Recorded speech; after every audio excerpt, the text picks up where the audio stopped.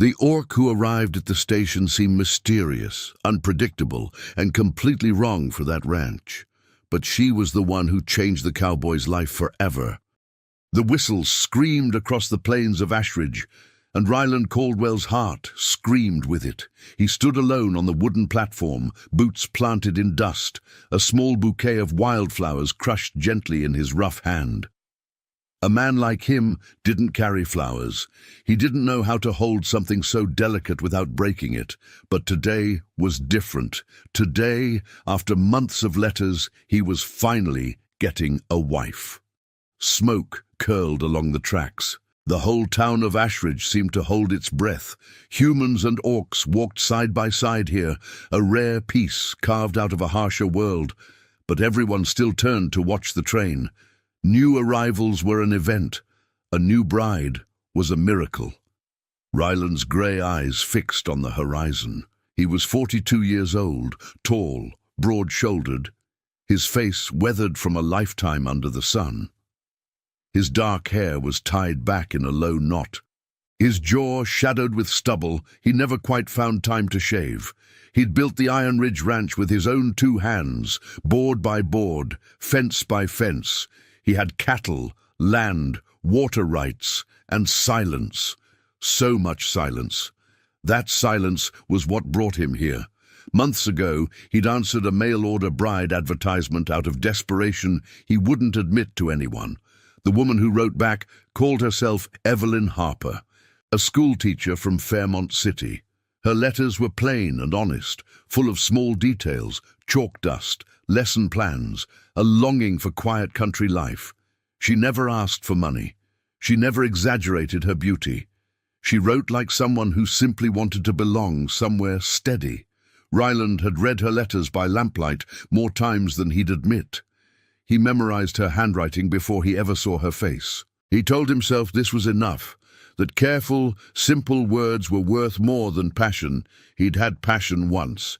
It had not ended well. The train shrieked to a stop. Steam rolled across the platform in a thick grey wave, swallowing the crowd, swallowing his nerves. Ryland gripped the flowers tighter. Somewhere in that fog was the rest of his life. The smoke began to thin. A figure stepped down from the train car, and the entire platform seemed to still. She was not what anyone expected. Tall, elegant, moving with a grace that didn't belong to farm towns or dusty trains. Her dress was finer than anything sold within 100 miles of Ashridge, deep green silk, catching the afternoon light. Her skin held the soft, emerald hue of orc blood, smooth and luminous, and her ears tapered to delicate points beneath dark, wild curls. Her eyes were pale green, flecked with gold, sharp and searching. Conversations died around her. Men removed their hats without meaning to. Orc women near the stables straightened, recognizing something proud and wounded in the way she carried herself. But beneath the polish, Ryland saw something else. Her shoulders were tense, like a woman bracing for a blow that hadn't come yet. Her eyes swept the crowd too quickly, cataloguing exits, counting strangers. She was beautiful and she was afraid, both at once, woven together like thread. Then her gaze found him. She did not hesitate. She crossed the platform directly, skirts brushing dust, every eye in Ashridge following her path toward the rancher holding wildflowers. She stopped before him, chin lifted, voice steady despite the storm clearly raging behind her eyes. "I believe," she said quietly, "that you're the man I've been writing to." Ryland's mouth went dry. The flowers trembled slightly in his grip. "Where is Evelyn Harper?" he asked. The woman's eyes finally dropped, just for a heartbeat. And in that single broken glance, Ryland understood that everything he thought he knew about today was already gone. "My name is Savannah Lockridge," she said, before he could ask again. "And I am not Evelyn." The words landed like a slap. Around them, the platform buzzed with whispers. Dozens of strangers suddenly very interested in the rancher and the half-orc woman standing too close, holding too much tension between them. Ryland's jaw tightened. "Then who in God's name are you?" She didn't answer. Not there. Not with half of Ashridge watching. He wouldn't make a scene. That wasn't his way. But his pride was bleeding out in front of the whole town, and he needed answers before it bled out entirely. He offered his arm stiffly, more obligation than courtesy, and led her toward the Ashridge Grand House, the only place private enough for the conversation that was coming. Inside a small parlor room, he set the bouquet down on the table with a deliberate cold motion. The flowers looked absurd now, wilting slightly, a symbol of the future he'd imagined dying in real time. "Talk," he said. Savannah's hands twisted together in her lap. For the first time since stepping off the train, the composed mask cracked. "Evelyn Harper is real," she said. "She's my friend, a schoolteacher in Fairmont City. When I needed to disappear, she helped me build a new identity. The letters, some of them were hers, written in my voice, sharing details only I could give her. It was the only way I could leave safely." Ryland's eyes narrowed. "Leave from what?" She hesitated, then exhaled like the truth physically hurt to release. "Debt. Bad debt, owed to dangerous men. Some human, some orc. It didn't matter which. Cruelty doesn't care about blood." "That doesn't explain why you stole another woman's name to trick a stranger into marriage." "I didn't trick you for cruelty's sake," Savannah said, voice cracking. "I did it because I was out of choices. I needed somewhere far away, somewhere safe. Ashridge was the only place that wasn't already poisoned by my mistakes." Ryland wanted to be furious, and part of him was. But as she spoke, her sleeve shifted, and he caught sight of bruising along her forearm, fading yellow-green against her emerald skin. Old, recent, layered, like she'd been struck more than once, more than recently. His anger faltered. "Who did that to you?" he asked, quieter now. Savannah pulled the sleeve down quickly, ashamed. "It doesn't matter anymore. I'm here. I just need—" Her voice broke completely. "I just needed somewhere to stop running." Ryland stared at her for a long moment. He had wanted a simple wife, a predictable life. No secrets, no danger, no complications. Savannah Lockridge was the exact opposite of everything he'd asked for in those letters. And yet... He looked at the bruises again. He looked at the fear still flickering behind her composure. Betrayal and pity warred inside his chest, neither winning. Outside the window, Ashridge moved on. Humans and orcs crossing the street together, unaware that inside this room, a man's expectations were collapsing piece by piece.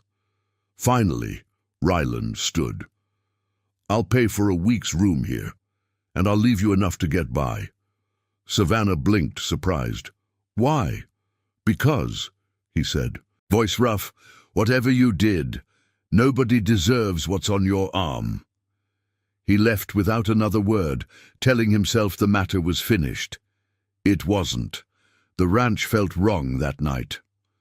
Ryland sat on his porch long after the sun dropped behind the ridge, the silence that once brought him peace, now pressing against his chest like a weight. He told himself the matter in Ashridge was closed.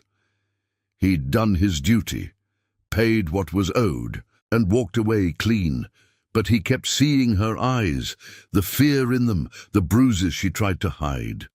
He poured himself a drink he didn't finish, and went to bed with her face still burned behind his eyelids. Back at the grand house, Savannah sat on the edge of an unfamiliar bed, staring at the small stack of coins Ryland had left behind. For the first time in years, she held something rare and dangerous. A choice. She could disappear into orc territory further west, vanish among her mother's people, become a name no one remembered. Or she could slip into another human city, blend in, build another lie atop the ashes of this one. She was so tired of running. Lying back against the thin pillow, Savannah let her mind drift to the life that brought her here. Being half-orc had never given her a home in either world. Among humans, she was suspicious, exotic, dangerous by default. Among orcs, she was soft, incomplete, not quite blood enough to belong fully. She had spent her whole life standing in a doorway between two rooms, welcome in neither. That loneliness had followed her into every bad decision. The men she trusted who weren't trustworthy, the debts that weren't even hers to begin with, the desperate gamble of becoming someone else just to survive. She didn't want to run anymore. She wanted, for once, to build something true. By morning, her decision had hardened into resolve.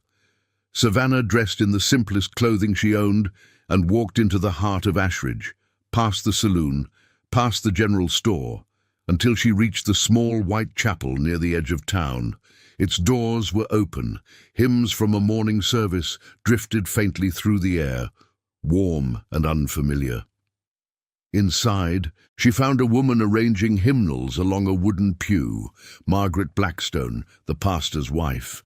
Margaret's eyes lifted immediately, sharp and assessing, taking in Savannah's tired posture, her too fine dress now slightly crumpled, the shadows beneath her eyes. "You're the one from the station," Margaret said, not unkindly. "The Orc woman." "Half Orc," Savannah corrected softly. "My name is Savannah."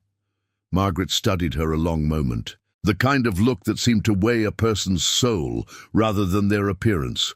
Whatever judgment passed through her mind, she set it aside. "What do you need, child?"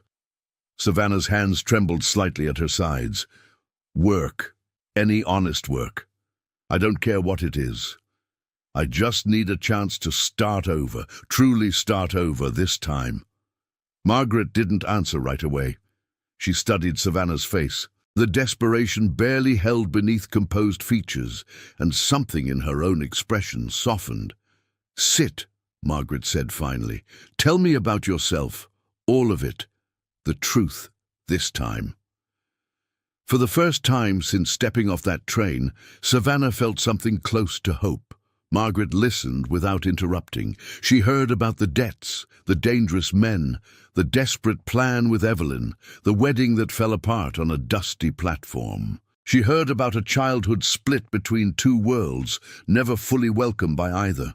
Margaret's face remained calm throughout, though her eyes occasionally flickered with quiet sympathy she didn't bother hiding. When Savannah finished, the room fell silent.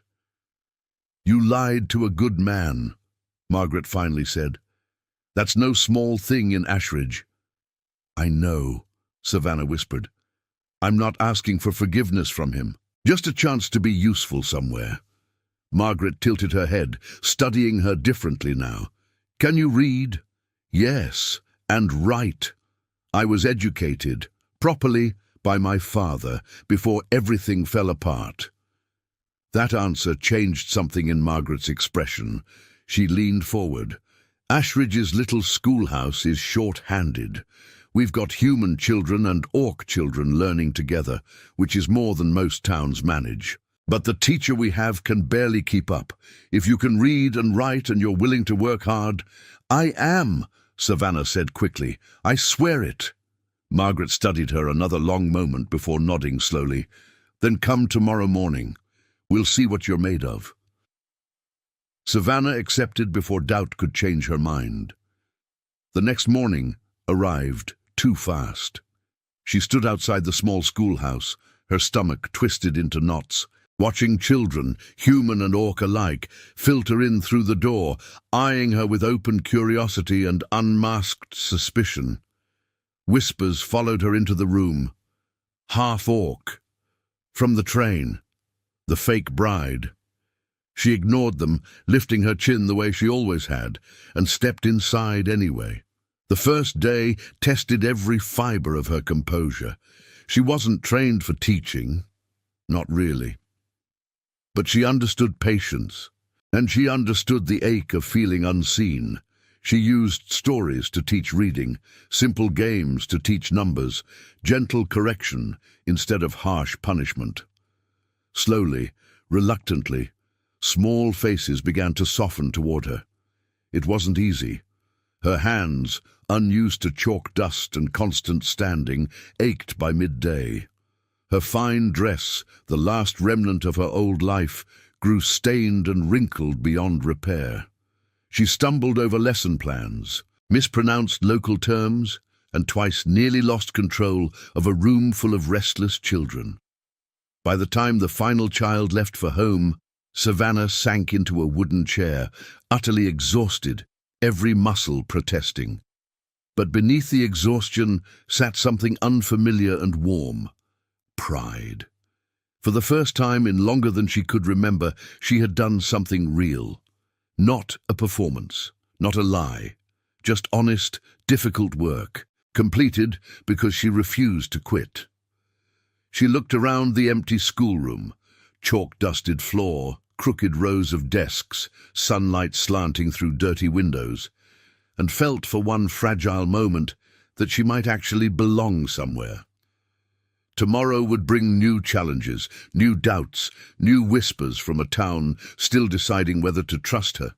But tonight, walking back toward the grand house under a sky bruised purple with dusk, Savannah Lockridge allowed herself something she hadn't felt in years: hope, quiet and stubborn, refusing to be extinguished. The days that followed blurred into a rhythm Savannah had never known before, and desperately needed. Beyond teaching, she helped Margaret with chores around the chapel and schoolhouse. She swept floors until her palms blistered, arranged desks, organized worn books with missing pages. Margaret began teaching her to cook in the evenings, an education that started disastrously. The first loaf of bread came out blackened beyond recognition, smoke curling from the small oven, while Margaret laughed so hard she had to sit down. Savannah, mortified, found herself laughing too, a real laugh, unguarded, the first in longer than she could remember. "You've never cooked a single thing in your life, have you?"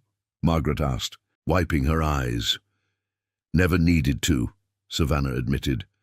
"Someone else always did it for me." "Well," Margaret said, handing her a fresh bowl of flour, "you'll need it now."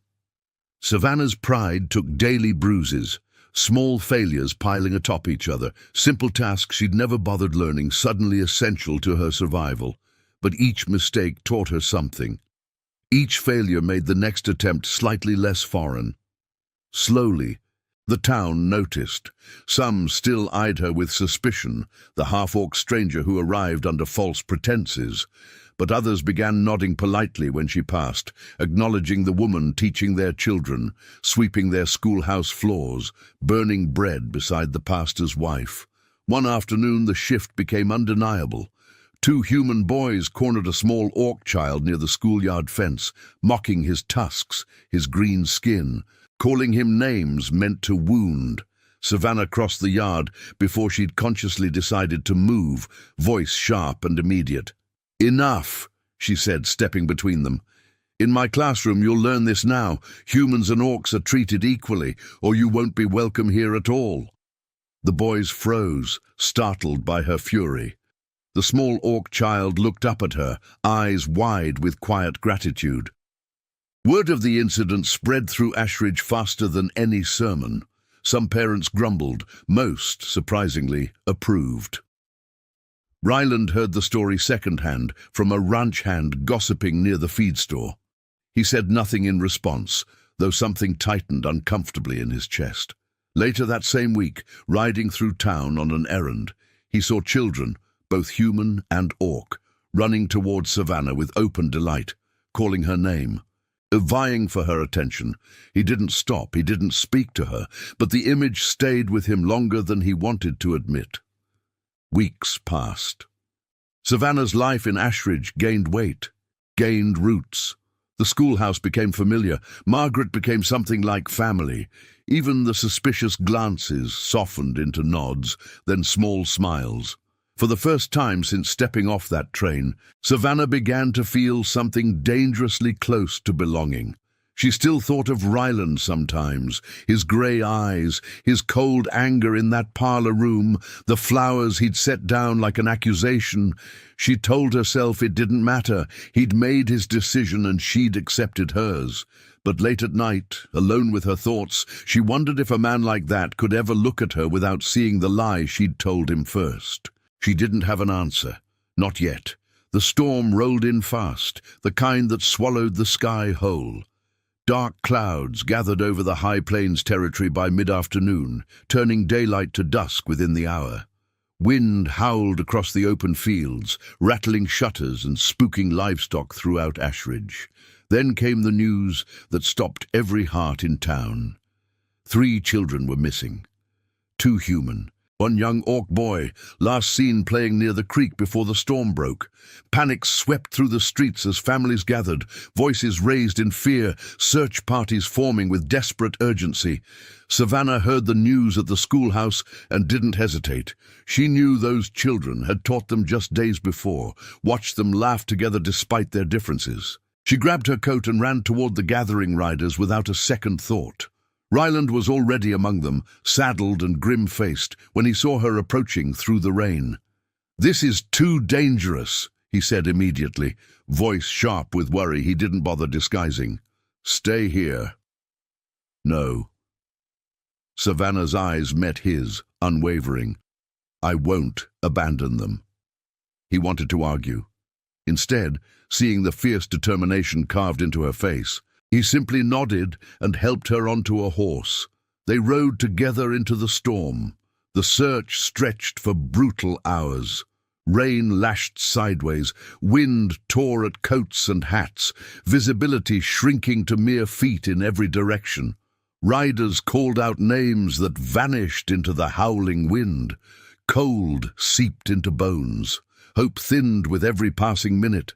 Then finally, a faint cry, barely audible over the storm. Savannah's sharp orc hearing caught it first.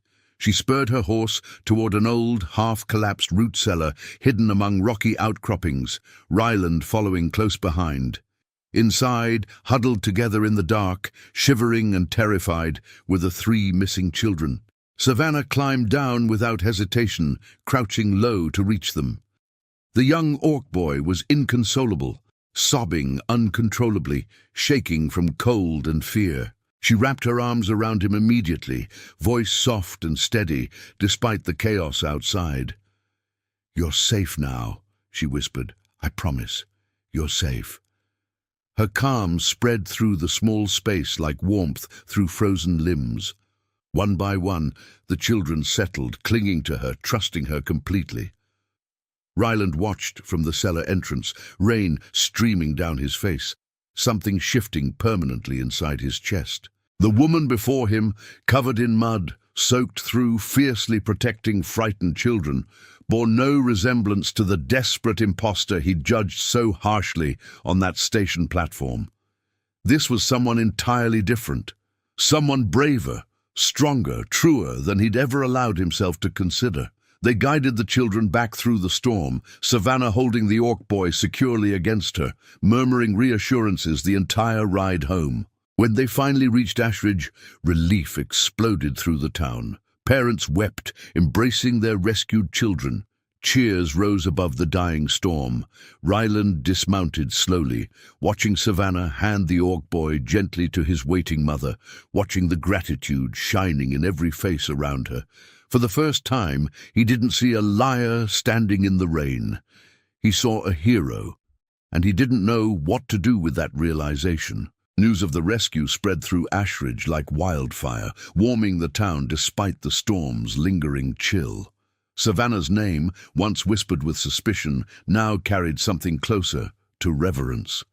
Mothers stopped her in the street to thank her personally.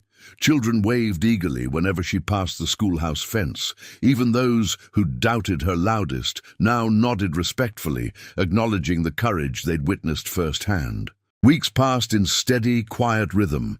Savannah's place in Ashridge solidified further. No longer the mysterious half-orc from the train, but a woman who'd risked everything for children that weren't even her own. Then another crisis arrived without warning. A young woman at Falcon Creek Ranch went into sudden, difficult labor weeks earlier than expected.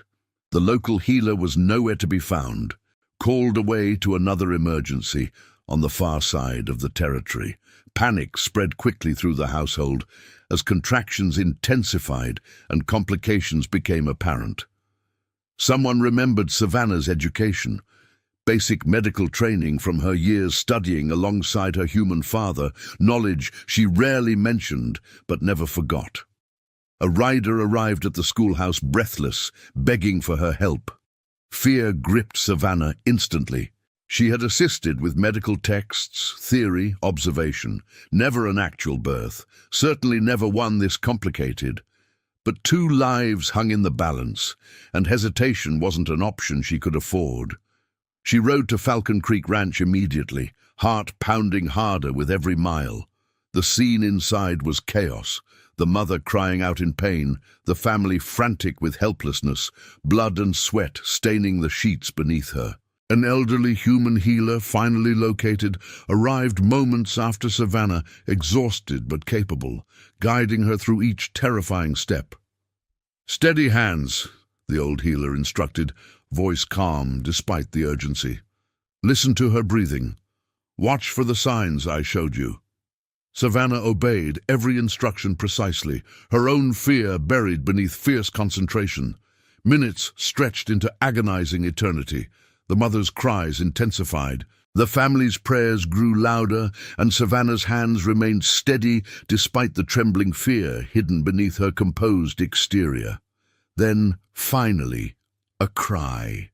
Small, furious, alive. The baby emerged healthy, screaming with surprising strength, color flooding back into the mother's exhausted face.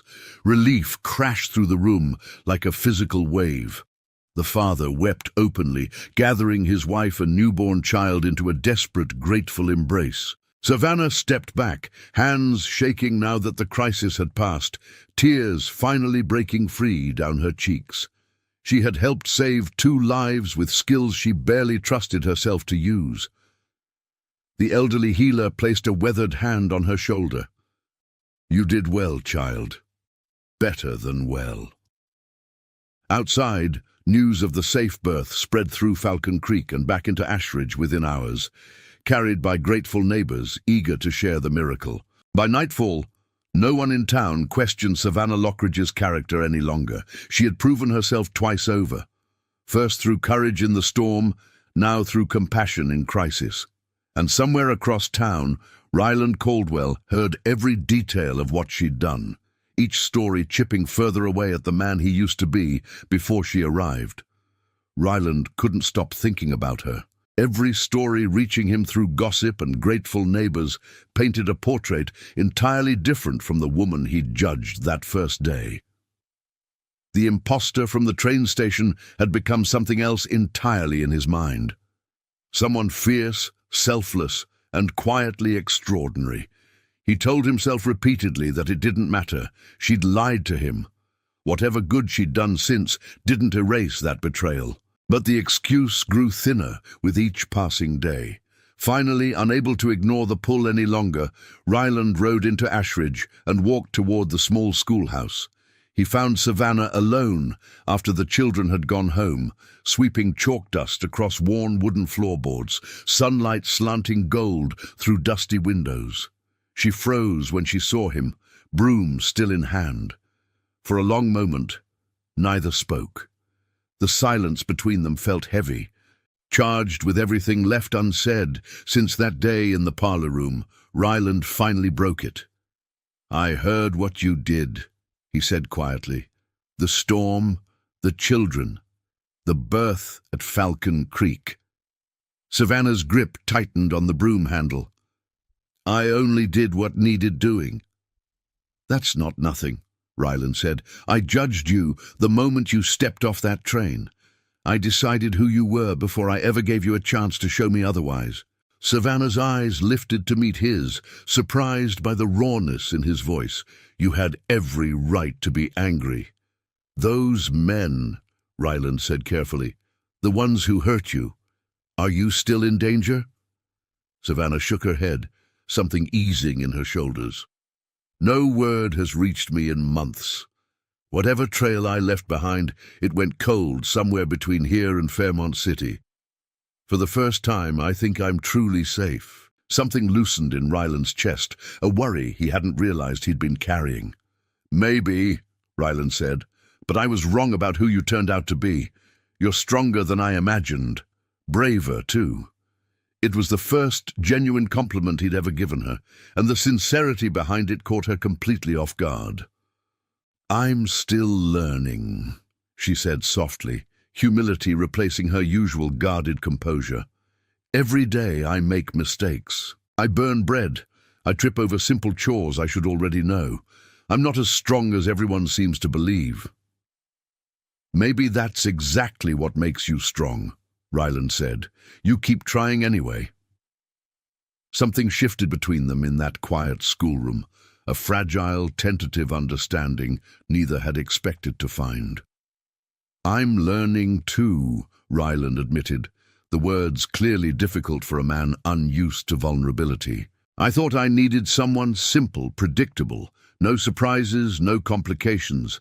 I'm starting to understand that's not really living at all." Savannah set the broom aside slowly, stepping closer. "We're both carrying things we're ashamed of." "Seems that way," Ryland agreed.